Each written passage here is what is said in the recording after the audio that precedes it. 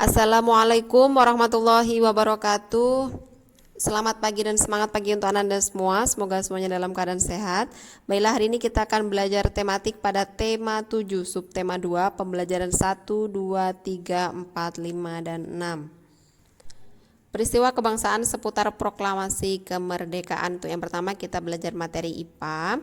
Energi panas disebut juga dengan kalor. Semua yang dapat menghasilkan panas disebut sumber energi panas. Di antaranya matahari, api unggun, lilin, dan dua batu yang digesekkan.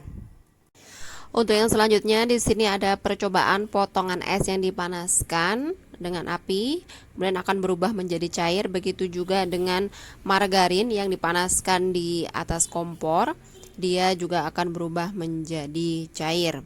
Dan juga di sini ada beberapa contoh yang lain. Ada 3 percobaan sekaligus, yaitu ada es krim, es batu, dan margarin. Ketika ketiganya dipanaskan, maka akan berubah menjadi cair.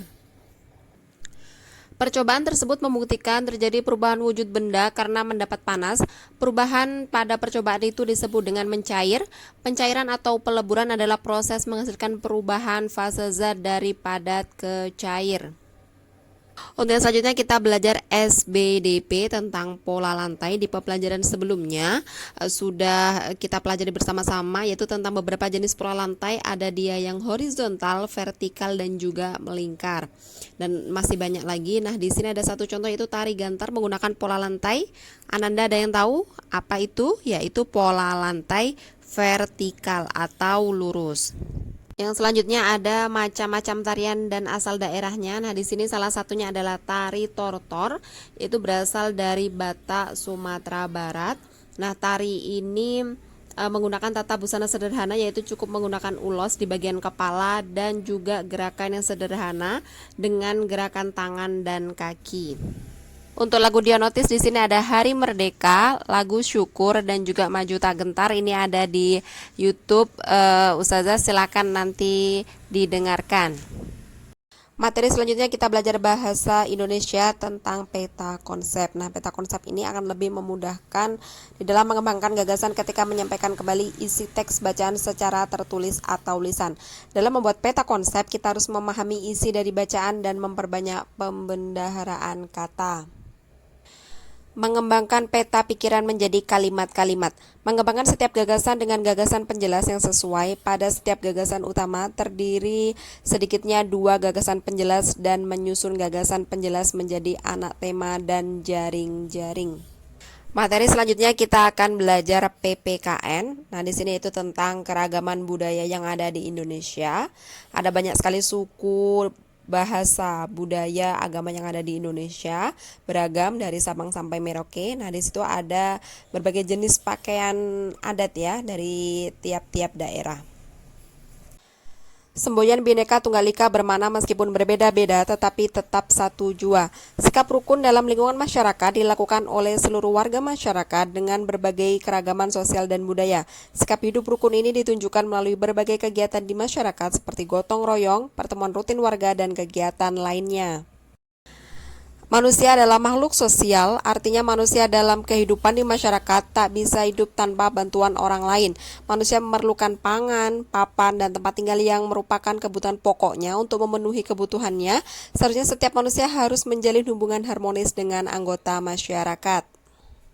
Keragaman unsur budaya di Indonesia. Yang pertama ada religi atau kepercayaan. Di Indonesia terdapat beberapa agama, di antaranya ada Islam, Kristen, Katolik, Hindu, Buddha, dan Konghucu. Antar umat beragama di Indonesia dapat hidup secara rukun dan damai. Yang kedua ada mata pencaharian. Warga negara Indonesia memiliki berbagai macam mata pencaharian. Ada yang petani, nelayan, guru, tentara, polisi, sopir, dan lain sebagainya. Semuanya tergantung dari kemampuan masing-masing.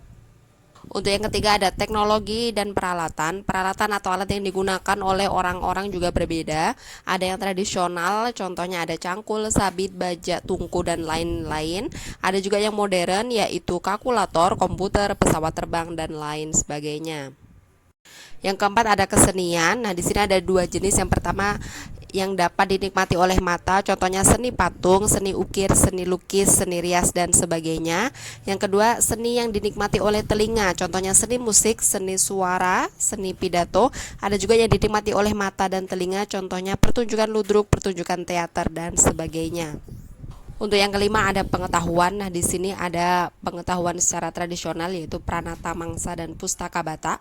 Ada juga pengetahuan modern yaitu yang kita pelajari di sekolah-sekolah. Yang keenam ada sistem kemasyarakatan. Nah, di sini mencakup sistem perkawinan, kekerabatan, berperilaku dalam masyarakat. Setiap daerah memiliki sistem kemasярakatannya masing-masing. Untuk yang ketujuh ada bahasa. Nah, di sini ada berbagai bahasa di Indonesia, yaitu bahasa Jawa, Sunda, Bali, Batak, Minang, Minahasa, Bugis, dan sebagainya. Namun kita semua dipersatukan dengan satu bahasa, yaitu bahasa Indonesia. Untuk mapel yang terakhir yaitu IPS. Menjelang peristiwa proklamasi kemerdekaan 17 Agustus 1945.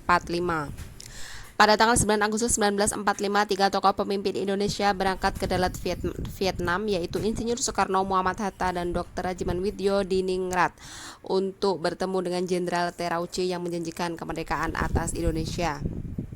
Pada tanggal 14 Agustus 1945, Kaisar Hirohito memerintahkan kepada seluruh pasukan Jepang agar menghentikan perang dan mengakui kekalahan. Pada tanggal 15 Agustus 1945, Insinyur Soekarno dan Muhammad Hatta memperoleh kepastian bahwa Jepang benar-benar telah menyerah tanpa syarat, dan pada tanggal 15 Agustus juga para tokoh pemuda mendesak kepada Insinyur Soekarno dan Muhammad Hatta agar segera memproklamasikan kemerdekaan Indonesia. Pada 16 Agustus 1945 terjadi peristiwa Rengas Dengklok. Jadi para tokoh menjemput Insinyur Soekarno dan Muhammad Hatta.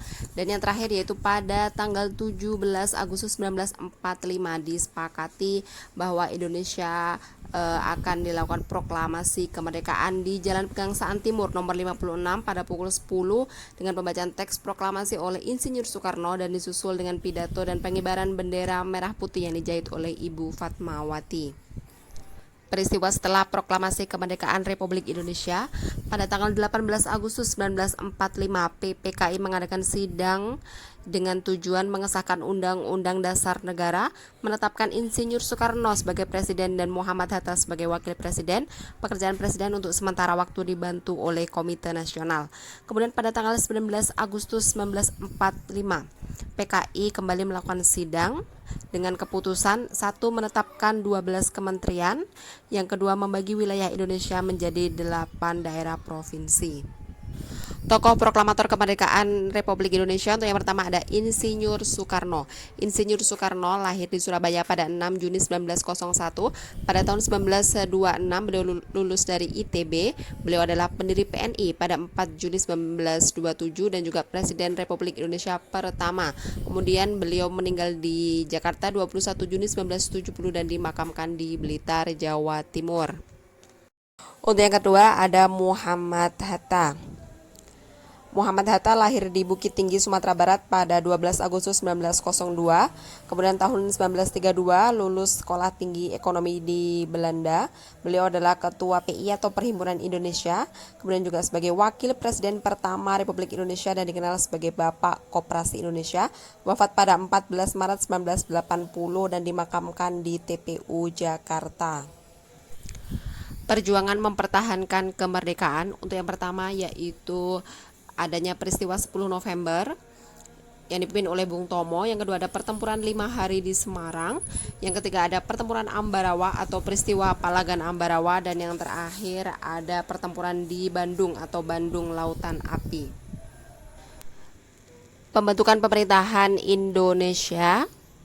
PPKI mengadakan sidang dengan keputusan: 1. Mengesahkan dan menetapkan Undang-Undang Dasar 1945. 2. Memilih Presiden RI Insinyur Soekarno dan Wakil Presiden Muhammad Hatta. Pembentukan lembaga-lembaga negara. 1. Pembagian wilayah provinsi menjadi 8. 2. Pembentukan Komite Nasional Daerah. Dan 3. Pembentukan departemen dan menunjuk para menteri.